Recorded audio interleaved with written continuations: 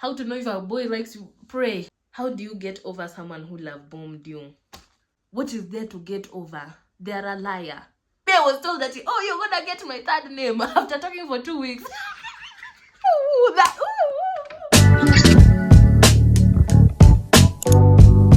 Hey guys, welcome back to my YouTube channel. Good whatever time it is you're watching this. It might be in the midnight and you're like, oh, let me just check up on Jada. I'm like, girl. Anyway, today we're gonna do a Q&A stroke girl chat stroke me advising you. I don't know, some of y'all like really value my opinions. Makes me feel like why would you do that? But yeah, that's what today's video is gonna be about. I tried to doll up today, otherwise it could have been me and my kitamba. You know how me and that rag are usually. Yeah, okay, it's not a rag, it's a hair wrap. Oh my gosh, I can't insult my friend like that. I have this mark on my arm. I don't know why. I think when I was writing down the questions for the Q&A, I did something with the biro and I was like, maybe I should cover up. I'm feeling insecure about my arms, you know, the hyperpigmentation. But if I am preaching body positivity, why am I hiding? And if you want to look, what? Yeah? But without further ado, let's get into the video. Oh, and if you like my vibe throughout the video, able like and subscribe. You know this Kazi is not easy. Hey, YouTube consistency. First of all, we're gonna start with personal questions. You see how serious I was? I wrote them down. Hey, I was not joking. I did not come to play. My age stroke birthday, I am 19 years old. I don't know why y'all don't want to believe that. And I was born on 13th November 2005. My favorite color, pastel pink, pastel purple, pastel yellow, pastel blue. Yeah. Kdrama recommendations. I don't know. It also depends on the genre like you like. I like a Kdrama with a good plot line and a nice... There should be some type of mystery keeping the plot together. But don't get me wrong, I don't like violence, shooting. I don't like that. And another thing, I look at the actor's face. If the actor's face is not calling to me, I shall not indulge. I'm sorry, I shall not. So I don't even know if the K-drama I recommend to you will be good. I feel like some of them are biased. Most of the K-dramas I've watched is because of Cha In-woo. I love that man's face. I'm sorry. I see him anywhere, I'm indulging, I'm watching. It might be a horrible plot, I'm watching. Ones that I have truly enjoyed are True Beauty, Business Proposal. There's another K-drama, I don't remember the name, but the man is Woo Do Hwan. Calm down. There's a K-drama where he's in, and so I cannot give you a proper recommendation. My recommendations will just stand with the face of the male actor. But go search up Woo Do Hwan's recent drama. What was it called? It wasn't called Brain Palsy. What was it called? I don't remember the name. I just remember Woo Do Hwan and me saying woo woo. Next question. My dream career. Any career that would just have me being myself and them paying me. But wait, I would like to be a TV personality with like a multi-million-dollar business. Is that me describing the Kardashians? Yes. Would I mind? No! Like, that is honestly my dream career. It's like being a Kardashian but with more zhuzh, you know? With more whatever this is.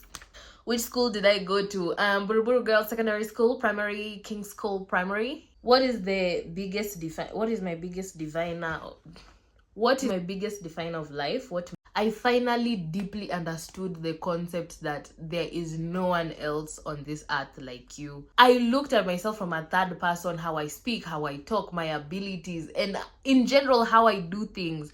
And the fact that it dawned on me, do you know that nobody else is like me? It's such a beautiful thing once you actually find that out and have confidence in that. And also proof. I'm seeing myself work hard, actually go for the things I said I would go for and actually pursue my goals. That is a big definer of who I am. I am an ambitious, amazing girly. Like, that's all I can say. Like, what can I say? Yeah. Big challenge you have overcome. I don't know if I want to talk about it. Not now, not today. No. When was my last breakdown? I have a weird tendency to worry about things that have not yet happened. Like my brain is always on turbo speed. If I'm already done with something, I'll start thinking about what I'm gonna do the next year.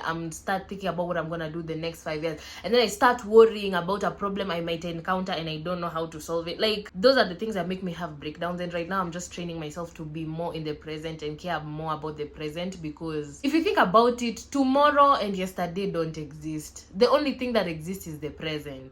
And the present is what gives birth to all these tomorrows and futures and whatnot. So that's how I'm trying to control my breakdowns in a way. Yeah. Have you ever been depressed? I think I just push it to the back of my mind and I just drown myself in other things, like education, pursuing my goals. And then one day after I've pursued the goal is when I'll remember, oh, I had this problem, and then I'll cry, be distraught for like the rest of the day, and then I'll be fine. Like, I guess, I don't know. I can't say I don't think so. I have, but not in the conventional depressed way. My favorite food. Naivas chicken rice. I do not play about that. If you meet me in Naivas, there's a pretty good chance you met me on that food section. That chicken rice. How was my high school experience? Once again, I think it was non-conventional, because I can't say I hated it and I can't say I loved it, because I was this, like, I don't want to say prima donna. Oh my god. I was this, like, the smart girl who everyone in school expected to get an A in KCSE. That was literally my life, and it had its good and bad sides. Its good side is like the teachers like you, the principal really liked me, so I could go into the office, have some dinner with her, you know, like not dinner, but like if she's having tea with like sausage, I'm invited, I can eat and whatnot, you know. That was the good side. The bad side was like people were in my business. If I get a bad grade, there's someone in Form 1 coming to ask me, why did you get this grade in biology? I'm like, excuse me, can a girl just not have her own failing moments? One time I had a teacher cry to me that I was number 3, so they were crying. I'm like, what? Like, and I was also like in student government, so there was a part of the school that hated me and a part of the school that liked me. Other people who liked me, maybe the people who knew me, but the guys who met my leadership side, I don't think so. So mixed emotions. That's all I can say. Oh wait, Form 3 and Form 4. I think I thoroughly enjoyed Form 3 and Form 4. Thoroughly enjoyed. Hey, there were some moments where they were terrible. Hey, the part where I enjoyed was getting my scholarship to Strathmore. Yeah. Going to the People's Dialogue Festival, moderating a session, and just making my name known. I don't know. I love that part of school. But the others where I was suffering in class, some teachers were just annoying. No. What or where do I study? Where? I'm not telling you yet. But what I study, I am planning to major in computer science and economics. And if all hell breaks loose, in Ishinde, chemistry major. Woo, woo, woo, woo. Which university is better, Kenya or another place? For me, I'll just vote for other places studying abroad, because your girl's gonna be studying abroad. But when I compare that education system and Kenya's education system is lacking, because what do you mean teachers are not coming to class? Strikes are also affecting these students. Some students are still behind on syllabus. I don't think they actually take pride or heavy responsibility towards their students in a way. And if you compare the opportunities that students have abroad with opportunities that students have in Kenya, I don't think they can be comparable, because I don't even think they're on the same standard. Like research opportunities, internship opportunities, well-paying internship opportunities during studying abroad opportunities. I don't know. Maybe there are universities in Kenya that do that and I don't know, but I don't think you can compare that part. So yeah. Relationship / dating / men. Y'all, in this section, y'all are hilarious. Should I be flattered or should I just laugh that some of y'all think like I can give good relationship advice? I don't know what about me screams man specialist, but let's get into the questions. Are you dating? So you guys,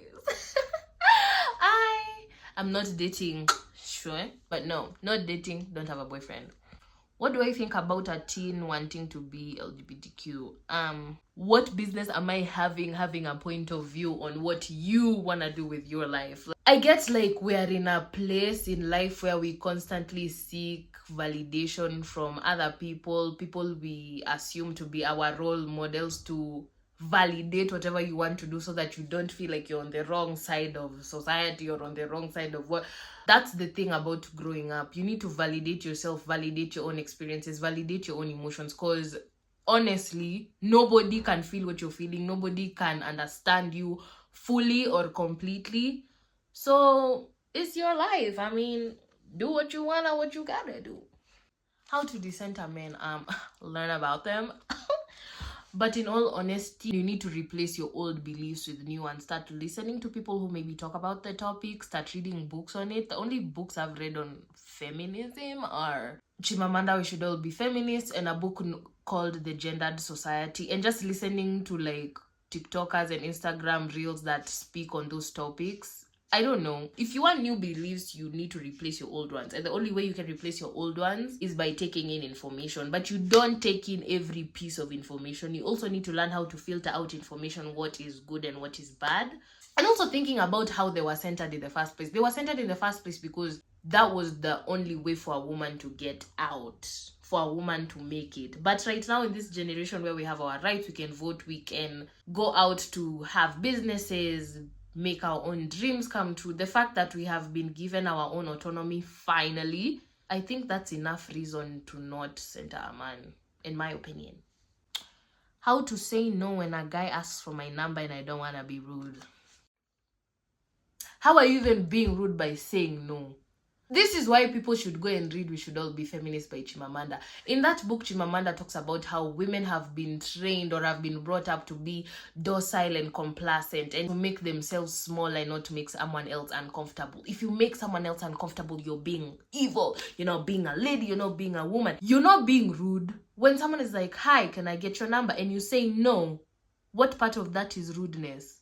Or is that your people-pleasing tendencies that has been shoved down your throat by the ancestors speaking? What goes through your mind when you say no? You're like, oh my God, I'm not a woman. They're offended.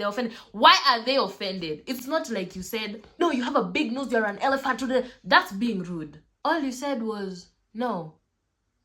How is that rude?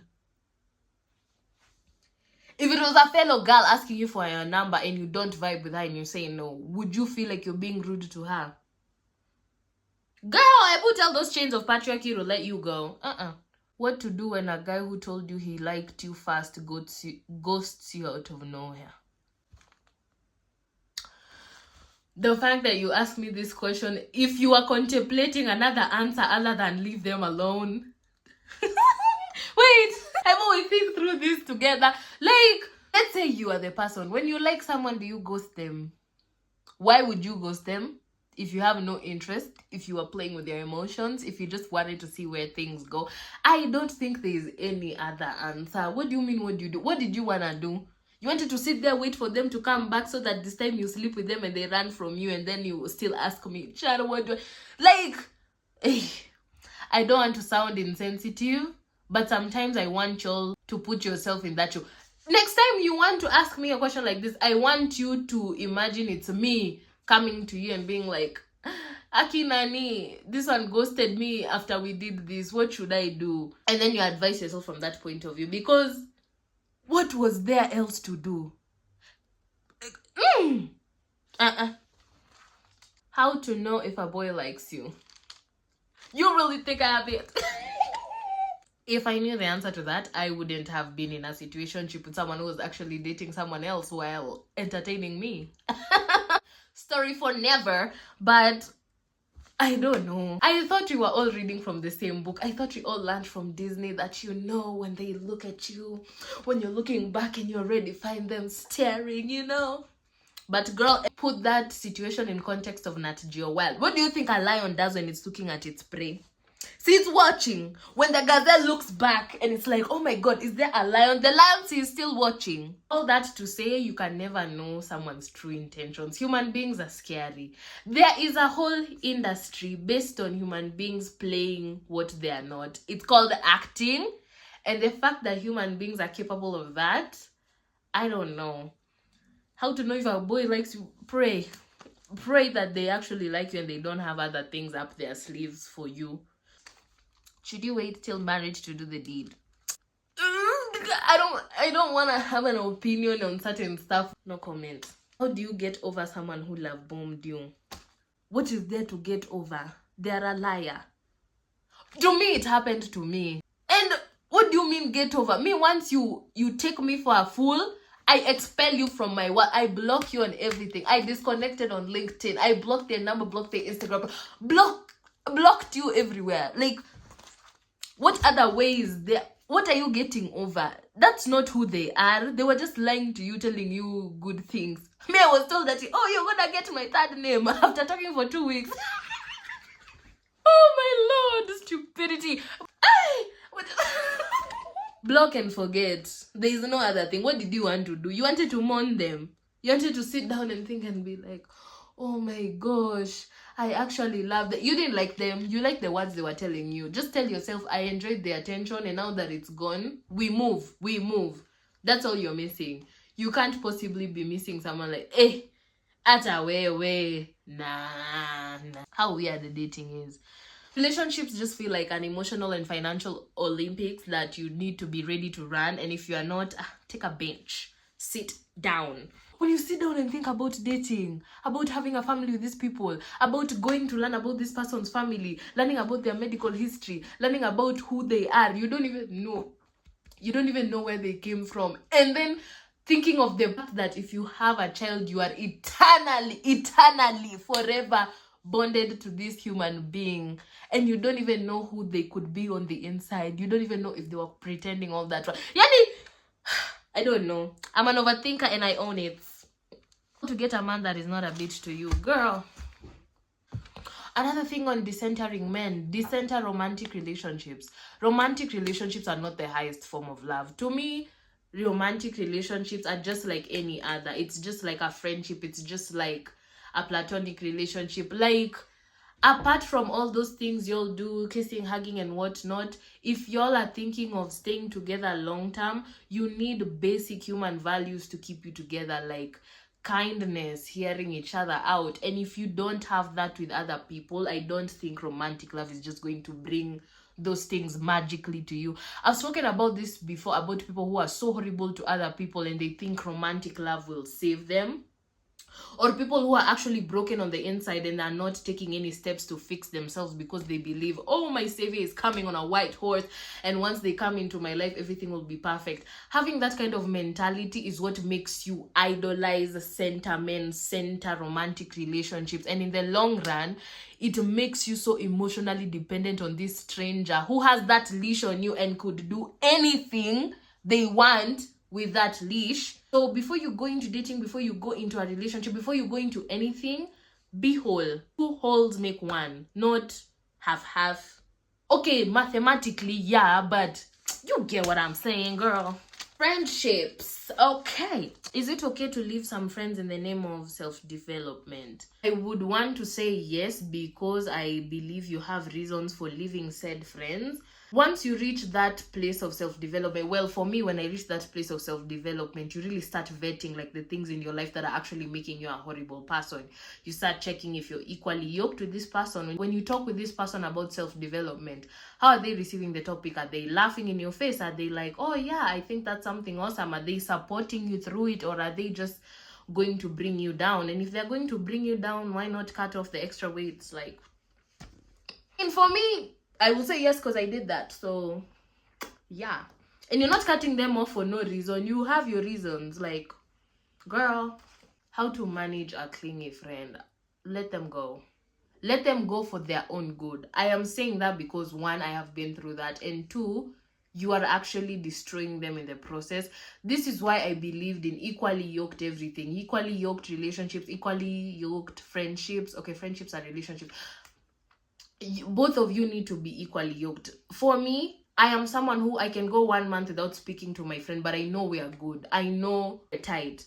But someone who you term as clingy, they need to know my friend is doing well every day. They need that reassurance every day. They need to speak with their friend every day. And I know this clingy friend, from their side, they're going to be really hurt because their efforts are not being reciprocated. They won't feel like they're being heard. And for you, you won't even take note of that, because for you, you don't need that much reassurance. You don't need that much attention. So for their sake and your sake, leave them. Because if you've reached a point to term them as a clingy friend, I know you've sat down and you're like, it's too much reassurance and I can't offer that. She wants this and this and I can't offer that. I know you've reached that realization. That's why you've termed them as a clingy friend. And if it's reached that point, just let them go. And you're not even letting them go from a bad place. It's so that they can also be happy. They deserve to be happy with the people who are equally yoked, and you also deserve to be happy with people that are equally yoked. I feel like a good skill that people need to have in life is to know when to let go of people. And you're not letting go of people because you fell out or had a bad experience. You're letting go of people because, one, you've either grown out of each other and you realize that, or two, you actually realize that in this period in time, or in this moment of time, this is what this one needs, this is what this one needs. Are they aligned? No. And if they're not, allow each other the freedom to go and find what it is that aligns with them, if that makes sense. Ooh! What is your take on having a best friend who has another best friend? This is my thing. Once again, I don't know how many times I'll say equally yoked, but when you are making friends with someone, this is their world, this is your world. When you're making friends with someone, you're not asking them to step out of their world to come into yours. You are saying, whatever is in your world, I'm welcoming, I'm agreeing with. So that means their morals, their beliefs, whatever they do, you're okay with that. So there's no way that you value, I don't want to call it loyalty, but in your world, if we're best friends, you shouldn't have another best friend. That's what is in your world. But if what is in this one's world is like they don't put that much attachment on labels and they can have multiple best friends, you can't ask them to change who they are to fit your perspective. Because if you want them for a friend, you're welcoming who they are. You're not welcoming the version of them that you want. So if you know you don't sit right with that, I don't think this person should be your best friend. Because if you have a problem with, not obsession, with like possessiveness, I think you should be best friends with someone who's equally yoked, with someone who believes what you believe, so that you guys can be on a good page and avoid conflict. And let this one who has multiple best friends have a best friend who also wants to have multiple best friends, or is okay with them having a multiple best friend. Because you're in somebody else's world. You should not be telling this person, this is what you need to do to be my friend. And if you have a problem with that, can you tell I have beef with that question? Because that's also how my last friendship ended. Yeah. Advice on transparency in a feminine relationship. Keep it respectful. Don't be telling people everything. Like, have some things that are your secrets and you just keep to yourself. Because at the end of the day, these people are human beings. You don't know what could happen. You don't know who they actually are. We pray that you get a good friend who's actually who they say they are. But in the case that they are not who they say they are, keep it cute, keep it respectful. Tell them things that you wouldn't mind getting out to other people, because they might say it to other people. So if you don't mind other people knowing that, go ahead and open your mouth. But if you do, keep it in here. Keep it in here. Do you prefer having many friends or just a few? Just a few. I have 3. This is because I invest so heavily in my friendships. Emotions wise, financial wise, once again, it is that emotional and financial Olympics. I don't joke with my friendship, so I do not have the energy to give all of that to so many people. Because take for example, if your friend has an emotional problem, I need to drop everything. I need to put myself in their shoes. Okay, this is what I do, not I need to, but this is me. I put myself in their shoes. I feel what they are feeling. I help them through that. I try make them feel better. So I try think of, what can I buy them, or what can I say to them? I put all of that energy into this one person. So me doing that for, let's say, 10 people, what? No.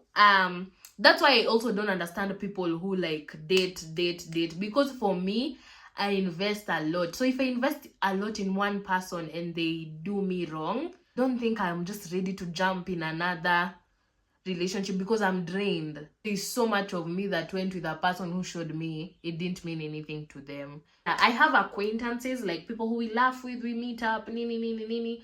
Those are not my friends. Those are acquaintances. But for my friends, I have 3 child. Can't do anymore. How to get over a toxic friendship after 7 years. Girl, been there, done that, and what else? You just get over it. Like, for me to end a friendship, I've had enough. For me to walk away to never speak to you again, I've had enough. And I need you to understand that you walked away for a reason. You didn't just wake up and just be like, I don't like this person. You've either sat through so much. You label this as toxic friendship, right? You sat through that helplessness. You sat through that depression. You sat through it to the point where you're like, I've had enough. And you walked away. What you're feeling, what you're missing is a sneak peeks. What you're missing is those small sneak peek moments that you all had. That's what you think your friendship was. That's not what it was. And that's what I keep on reminding myself every time where I'm like, oh my God, I actually miss this person. All honesty, I don't miss them. I miss those moments. Those small, tiny, minuscule moments that we had where I was actually happy. That's what I miss. And I need to remind myself that I didn't just wake up and decide to walk away. I sat through it. I tried to forgive them. I tried to look over certain things to the point where my body was like, girl, if you continue like this, say goodbye to your sanity. And I was like, do I want to say goodbye to my sanity? No. So the thing I can tell you is you just get over it. How do you get over it? By understanding that you had your reasons for walking away. You did not just wake up and decide to walk away. If that makes you the villain, so be it. Get your glove, girl. Thanos. Period. How do I plan my life? First of all, don't and do. I don't know. I'm saying don't because life can throw some curveballs your way that are scary. So I think plan around uncertainty. Plan your life, but also have that leeway that, oh, something unexpected might happen, and that shouldn't break you down.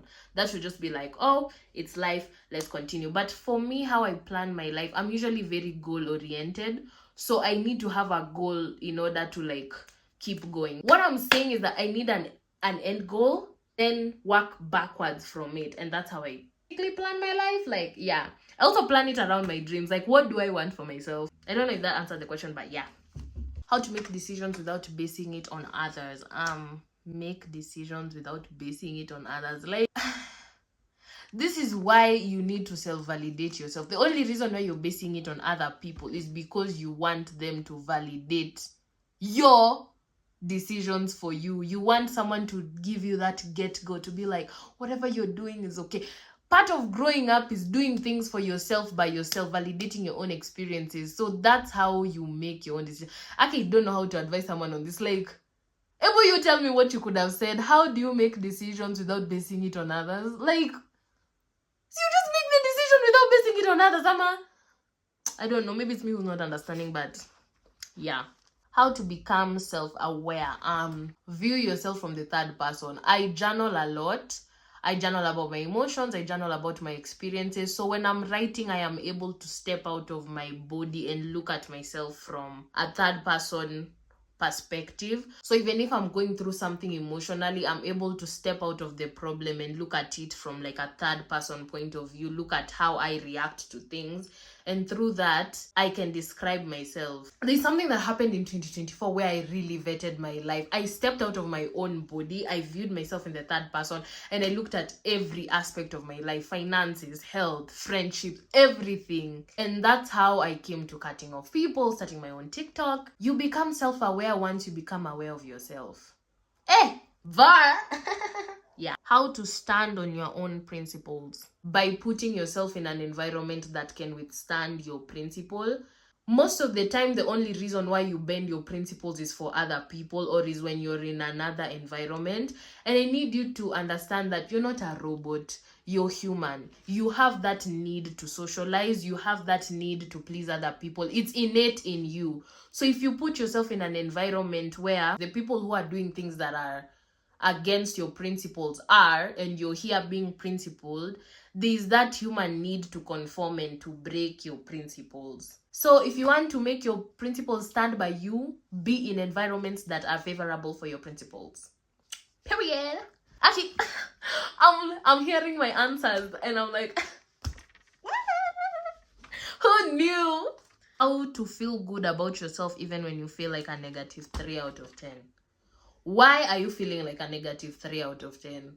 And I would bet you $100 million that it's because of the environment. Maybe it's your family members or your friends telling you, oh, you need to look at like a certain way, or pointing out your insecurities or doing things to you. Or maybe it's your FYP, your TikTok. For me, voice it out. I don't know. It's awkward in an African home to be like, usiongele mwili yangu, if you're telling that to your parent. But if y'all are on that basis of a relationship, do that. Or just don't be around that person that much. If it's your friends, tell them like, I don't like you talking about this and this. Like, make your environment favorable to you, because the only things that are making you feel like that are usually external. And if it's your FYP, it's your FYP. For me, my FYP is filled with people who have beautiful, amazing plus size bodies, and they actually accept themselves for it and they don't beat themselves up about it.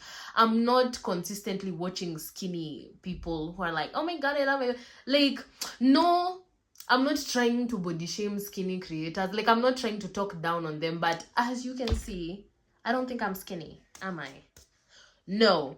So as much as, yes, there are some creators I watch with a different body type from mine, but the ones that I mainly interact with and my FYP is just full of those who look like me, so that I don't feel like a negative 3. And it's my FYP. If I want my FYP to tell me every day like I look beautiful, my FYP is gonna tell me I look beautiful every day because it's my FYP. So once again, curate your environment to match you. Yeah. Financial tips for a 19-year-old. Okay, this is what I'm gonna say. How do you move in life? You have goals and you have a schedule. So that is what finances should be for you. You should have financial goals and a financial schedule. You have a financial schedule by having a budget. The way you know, like, this is where I need to go, this is what I need to do with a schedule or a timetable, is the same way you should schedule your money on your budget, so that whenever you receive money, even though it's not like a fixed income, you receive your money, let's say it's saving something, you know there's a percentage that needs to go into maybe my necessities. I buy myself food, I buy street food. There's a percentage that needs to go in education or transport for getting to school, and there's a percentage that needs to go into your savings. So putting your money on your schedule also makes you respect your money, you know, because it has things to do, places to be, places to go. So it can't just be willy-nilly all over the place. I have a schedule. I don't know if I can show you guys, but let me try open my Google Sheets. Like, I don't know if y'all can see. Is it visible? I don't know. But like, I budget for everything. I also budget for my investments. I don't know if y'all can see. And for goals, that's why you need to invest. Investing is not only for rich people. I am starting to invest right now because with the small I have and how I take care of my small, it's going to reflect on how I'll take care of my big. Don't get me wrong, Mimi, I believe I am going to be a multimillionaire soon.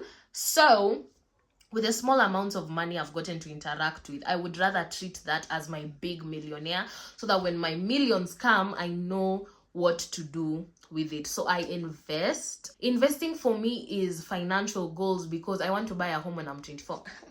I want to buy a home or an apartment. I have that in mind. So I'm starting to invest or save towards that, and that's why I can put my money aside. I wouldn't want to put my money aside without any goal, but I have separate investment funds. I have one in Etica and one in Britam. For Britam, it's a long-term goal. It's maybe buying a house, buying myself a plot of land. That's where I'm saving.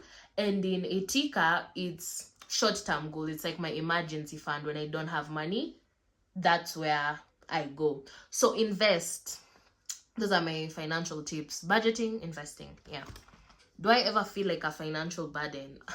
I am being very humble when I say this. No, I actually feel like a financial relief, because when I was in Form 4, I got a scholarship to Strathmore. So who was paying my university? Yeah. And right now I am also on full financial aid in the school I am going. So no, I don't ever feel like a financial burden.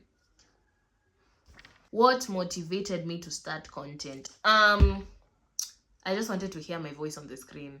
Okay, that sounds conceited, but yes, I wanted to hear my voice on the screen. I just wanted connection with most of the Kenyan influencers that I saw, or the ones that I interacted with on my FYP. It was just dancing, looking good, and like, I'm not shaming them for that, by the way, but that was what I was seeing. There wasn't a creator who I could like connect with on a deeper level, and that was until I saw Viali's YouTube videos on YouTube, and I was like, wow, I really wish there was like a Kenyan Viali for me. And I was like, why can't I do that? Because right now I'm 19 years old.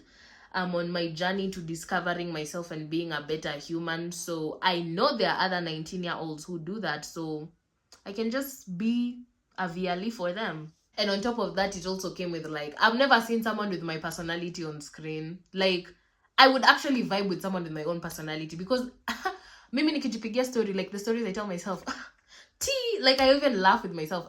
Does that make me look crazy? I don't know. But if I enjoy my own company this much, like why not share that with the world? And that's how jada.me.u was born. Some people are telling me like they pronounce my username as Jada Meow. Oh my god, it's jada.me.u. It's like Jada, me and you. Like, it's a home for 19-year-olds. Okay, I don't want to just say 19-year-olds, but it's a home.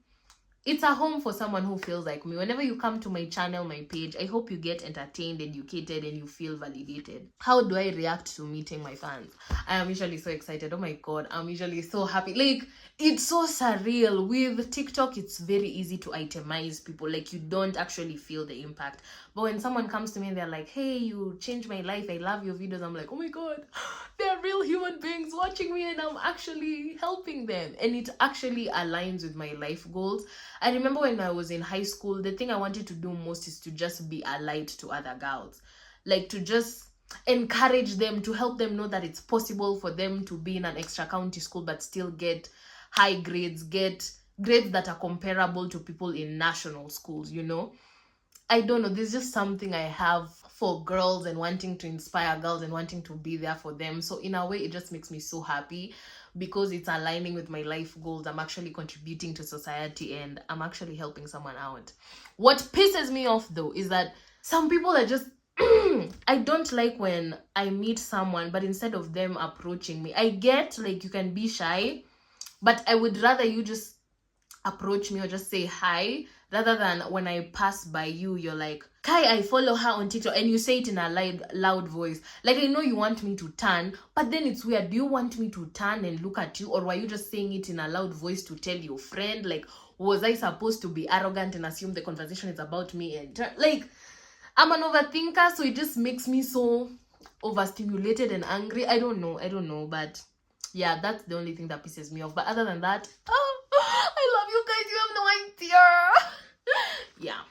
Hardest thing to deal with after creating my platform. For me, it was two things. One, hate. Hey, I wasn't ready. Because when my video blew up, I think the first video that blew up was when I was like, it's just a man. My goodness, I was attacked. And that day was like, oh my god. Sometimes the negative comments pinch. Right now, I'm in a better place because I do empathize with people who leave hate comments, because how miserable are you to the point where you actually leave such a comment on someone's page? But it reached a point where I was like, I'm not doing that. It's my page.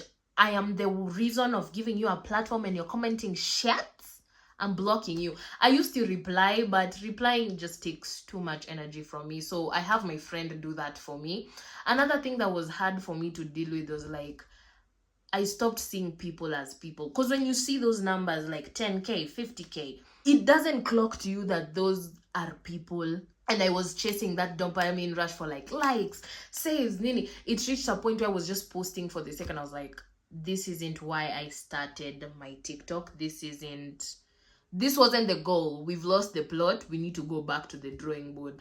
So I think that's also another thing I had to deal with. I had to stop itemizing people, and I had to stop belittling the reach I have, because for even 1,000 people to watch my video, like 1,000 people to watch, and 2 people to at least say, hey, you've changed my life, that impact is really immense. It's really huge, and I shouldn't just boil down my impact to numbers and saves, you know? What do you do when you feel stuck pursuing your goals? I don't think I feel stuck, but I do get tired. I do get tired because if you're putting in effort and you're not seeing fruits, or you're putting in effort and you're burning out, I am interpreting that as stuck. Maybe that was not your interpretation. I'm sorry, but for me, when I do get tired, I do remind myself it's good to rest. When I rest, I actually take a break, and I actually remind myself why. Because before you got to that stuck point, there was a point where you were heavily motivated. So you need to go back, revisit that reason, get that adrenaline again to keep going. And it's going to be a never-ending cycle. You're going to be up here, you're going to be tired, and it continues going. As long as you don't give up, I think you're doing enough. You don't need to beat yourself up about it. How do you balance both content creation and normal life? I have boundaries on what I can speak on and what I can't speak on. Anything concerning with me personally deeply, I do keep very private. Moments with my family or with close people, I don't like sharing those, because you know those are my moments. So I think having that boundary between what is content and what is me, that has helped me balance it. How can I advise someone who wants to begin creating content but has insecurities? Pick a struggle. Do you want to create content, or do you want to have insecurities? If you want to create content, I think you're aware with all the repercussions it comes with. There are going to be haters, there are going to be people commenting on how you look, there are going to be people just insulting you or wishing you die. There are those repercussions, but your why has to be stronger so that it can overcome them. Like for me, it was for that 19-year-old girl who's undergoing self-development and isn't seeing their authentic self on screen. That was stronger than if I receive hate, if I'm bullied, that was stronger than that. So yeah, you need to pick a side. You need to pick what you're going to be dealing with the rest of your life. And everyone has insecurities, yeah, Joa. It's just because they don't show it. Don't ever think someone is perfect. I also have insecurities. This to my arms, hyperpigmentation. I do. But now, what do I do? Will I let it stop me from achieving my goals? No. And that's why I keep going. How do I plan my life, content, and studies? I move with the seasons that have been allocated to me, because right now I can tell my life is in a slow season. I'm saying slow season because I don't have that many commitments, so I can actually work on what I want to work on. And I don't believe in balance. I believe in priorities. Like, you can't have everything all the time. All the time can't be happy. There are times where you're grinding, you're tired, but you still need to keep going. So for me, what I've prioritized right now is content and studies, and that's what I'm going to focus on. And as a result of focusing on that, you'll find that there are other parts of my life that may be lacking because of me focusing on content or studies, like maybe my relationships and personal time. But I've chosen to make that sacrifice those things to have what I'm prioritizing now. So I don't think I balance, I prioritize. How did I get this many followers in a year? Any tips? Actually, it's not even been a year, it's been 8 months. 8 months, 7 months, 6 months, I don't know. From November 2024 to now. I don't know how I got this many followers. It's crazy that 80,000 people decided to click the follow button in TikTok and 22,000 people decided to click the follow button on Instagram. But what I can tell you is have a clear picture of who you're talking to. Every time I pick up the camera, I know I'm speaking to a 19-year-old girl who is facing this problem.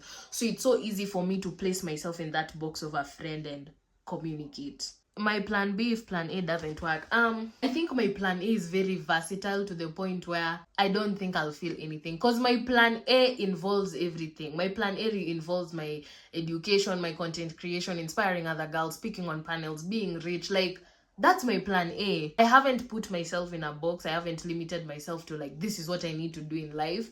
All I've told myself is, as long as you're doing it, give it your best. Like, I've given myself that leeway because I've watched myself through life, and I have confidence that whatever happens, one, I will rise back again. And I know that if I've set my heart on something, there's a reason I've set my heart on it. Like right now with me pursuing content, seeing how many lives I've changed and seeing the impact I've had on other people, that came from me saying I want to pursue content. It's like the relationship I have with myself is like a proud parent with their daughter. Like, I trust myself. So if I tell myself, hey, I think I want to go be a plumber, I won't even question myself. Like, I've seen what my desires can do. I wanted to do content creation, and this is the effect I'm having. So if I tell myself I want to go do plumbing, I know there's a reason, and I know I'm going to have an amazing effect there also.